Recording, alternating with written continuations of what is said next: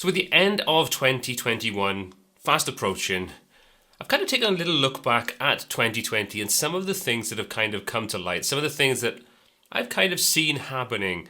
And I just wanted to share some thoughts with these. But as always, this is just my opinion on these different topics, but I would love to get your feedback down below in the comment section. So if you agree, disagree, have a different point of view, whatever, let me know in the comment section below.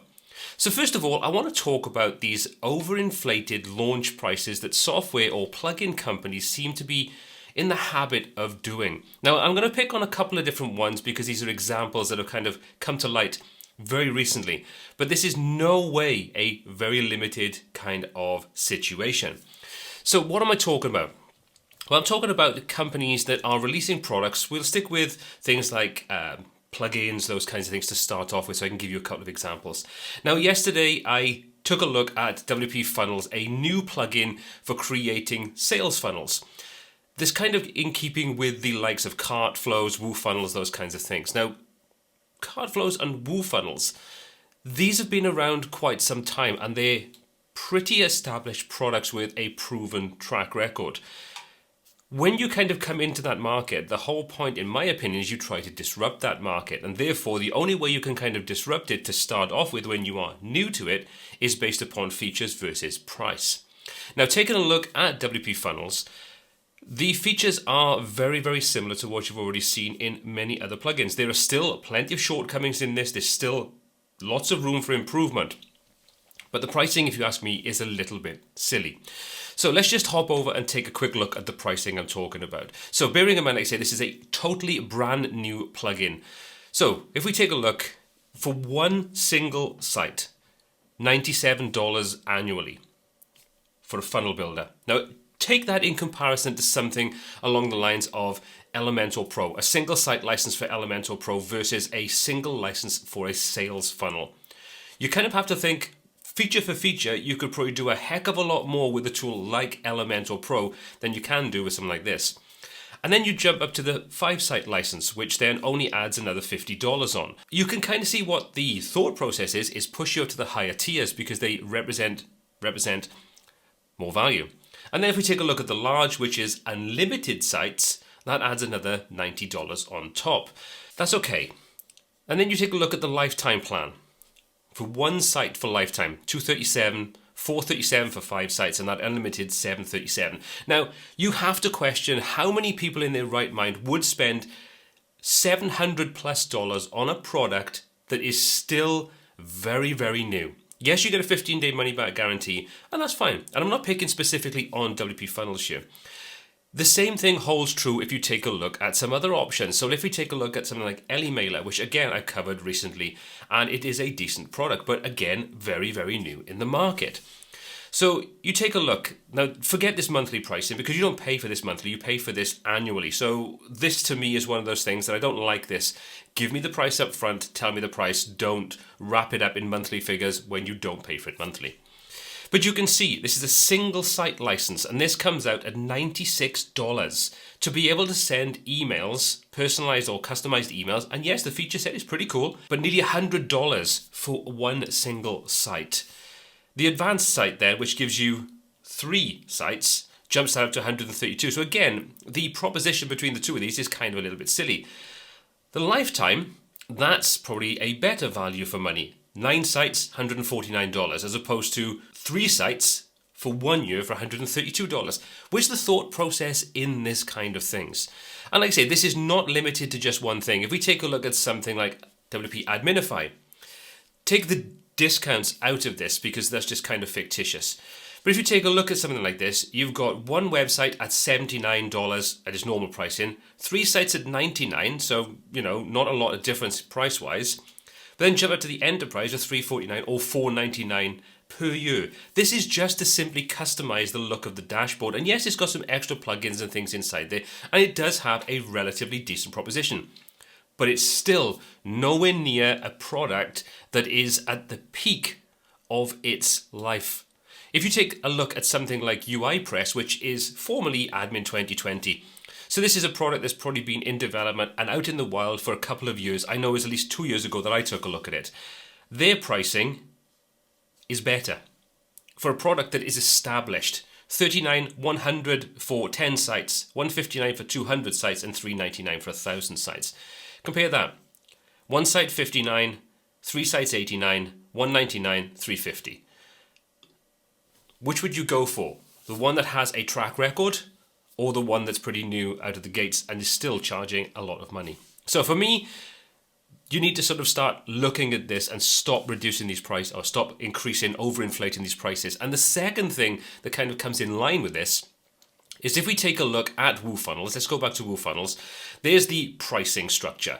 Now, this was a couple of weeks ago when Dave reviewed this, and I'll link to his video down below.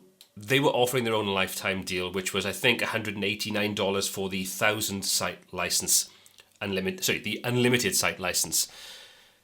Because they've released this now on AppSumo very recently, they put their prices up to the full price, removed their own lifetime deal, which I'm sure is probably something that's included in the agreement with AppSumo.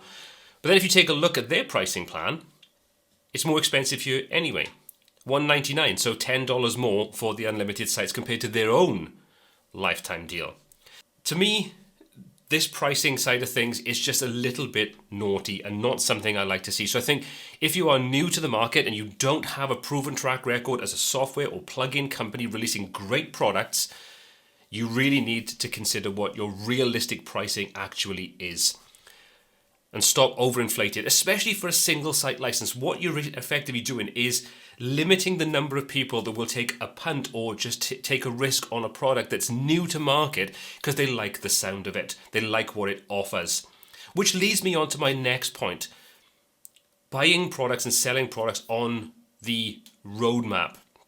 Now this kind of goes in hand with things to do with lifetime deals, and we'll come on to lifetime deals in a moment. Basically, what I'm kind of saying is if you are a software company and you are putting a product out and then you are pushing a roadmap of the features that are coming in however long, that's something that as a buyer sounds great, but the reality is you can't expect us to pay today these higher prices for something that may come tomorrow, but may come in 2 years' time or may not come at all.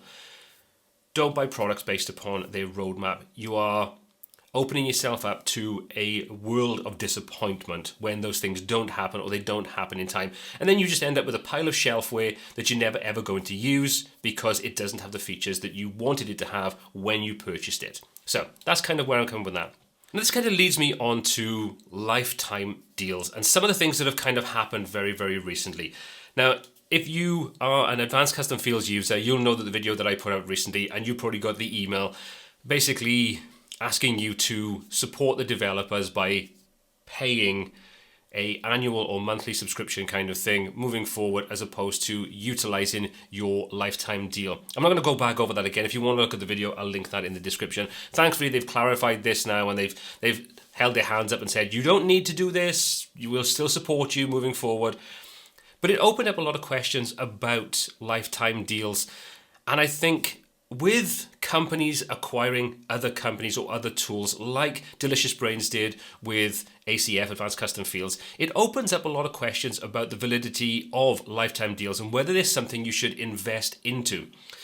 Now, the reason I kind of want to say about lifetime deals is not specifically to go back to ACF, but just be careful where you look and place your funds. If you are putting a small amount of money in and you're taking a risk, that's fine. And websites like AppSumo, they are offering you early acquisition into software based upon that roadmap in some cases for a smaller amount of money. However, when you look at some of the higher tiers, it can get incredibly expensive. And a good example of this is one that I bought earlier on this year called Bcast. And this is to do with podcasting. So it's a SaaS, a software as a service. I bought into this, only bought one license because I didn't think this is something that I wanted to invest a lot of money in. But if you bought the top tier, that came out, if I remember rightly, at around about $800. And people did buy in at that top tier. Last week, we had an email from the company basically saying, we can't honor the lifetime deals. If you want to carry on using our service, you have 2 weeks to move over into a subscription plan at an 80% reduction. And that's fine, 80% reduction is okay. but less than a year, and what they did was give you 2 weeks. Now, let me just quickly read out the email, and let me just show you why, if you are a software company, or you're a SaaS company, or you're releasing products like themes and things like that, really, really think about what selling a lifetime deal means to you, and more importantly, what it implies and means to the person or people that support you at that point when they buy the lifetime deal. Because if you renege on it, you go back on it, bad things can happen. And this isn't a threat. I want to show you what happened to Bcast and why I feel they've changed their mind so rapidly. The email came through and it's all these wonderful things. We've done all these things and we've done this, that and the other. And wasn't it a fantastic thing we've done in the last year or so? But then it came to the caveat to this. And this is towards the end. And it saddens me to say that in order to keep up this level of product evolution, we need to break a promise. Now that already should have alarm bells ringing. A promise we made to all lifetime deal customers. Basically, customers that put a ton of money into the company to allow them to do these things that they've said they've done. All these amazing things they've done at the beginning. This is something we've tried everything we possibly could to avoid, but we simply can't. In short, the lifetime deals we offered turned out to be a little too generous. Moving thousands of large MP3 files around the internet costs money, more money than we forecasted. In short, you guys are starting more podcasts and getting more downloads than predicted. And this is also costing more money than we're currently making. If we continue this, we would have to shut the business down. So it's with a heavy heart that I have to tell you that at the end of December, all Bcast lifetime accounts will expire. So 2 weeks. Now imagine if you'd built your podcasting business around using Bcast as your basis. And then they say, right, 2 weeks, you've got to get off. Or you pay us 80% of the monthly fee. Would that leave a bad taste in your mouth? I think it probably would, which is my phrase of the month, I think. But let me just show you. Obviously, there was a very, very quick backlash for people that had bought into this and were not very happy about it. So what did they do? They took to the lifetime deal forums, Facebook groups, those kinds of things, but also to Trustpilot, where Bcast has some reviews on there. Now, I've been watching this over the last couple of days where this kind of came about, and they've gone from being quite a decent score to now 1.9, and 63% of all of the reviews are rated bad, 1 star. And all you need to do is read through the first handful of these, and it's all about not trusting the company. It's about how they went back on their deals, how they said they were going to do this, that, and the other. They're going to give you these things, and then they basically reneged upon that lifetime deal. Lifetime deals are a promise. Like it or not, you're making a promise to the people that support you. And when you just turn around and you renege on that, bad things happen. And like I say, that's exactly what's happened here. The damage is done, just know. Doesn't matter what you do now, most of those companies or most of those individuals that are using you will go. And they'll be very vocal about going, as we can see by something like Trustpilot. Anyway, that's just something that I wanted to bring up today. This is kind of things that I've noticed over the last year, and 2020 and 2021 have been very, very strange years for all of us, not to mention companies that are releasing products. So it's a very difficult time, but it's a time where you need to make sure that your reputation is held above everything else, because once you lose that reputation, you lose a lot more than just a couple of customers.